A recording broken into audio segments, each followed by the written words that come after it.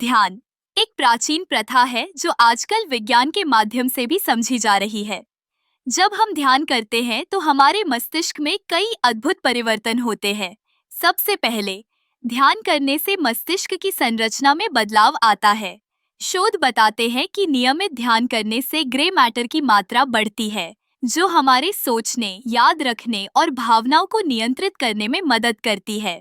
जब हम ध्यान करते हैं तो मस्तिष्क का एक हिस्सा, जिसे एमिगडाला कहते हैं, कम सक्रिय हो जाता है। यह हिस्सा हमारे डर और चिंता से जुड़ा होता है। इसका मतलब है कि ध्यान करने से हम अधिक शांत और संतुलित महसूस करते हैं। इसके साथ ही ध्यान करने से प्रीफ्रंटल कॉर्टेक्स, जो निर्णय लेने और आत्मनियंत्रण में मदद करता है, सक्रिय होता है। इससे हमारी सोचने की क्षमता और ध्यान केंद्रित करने की शक्ति बढ़ती है। ध्यान का एक और महत्वपूर्ण पहलू है, जो है मस्तिष्क में न्यूरोट्रांसमीटर का संतुलन। ध्यान करने से सेरोटोनिन और डोपामाइन जैसे हार्मोन का स्तर बढ़ता है, जो हमें खुशी और संतोष का अनुभव कराते हैं। यह हमें तनाव और अवसाद से लड़ने में भी मदद करता है। जब हम ध्यान करते हैं तो मस्तिष्क में अल्फा तरंगों का उत्पादन बढ़ता है।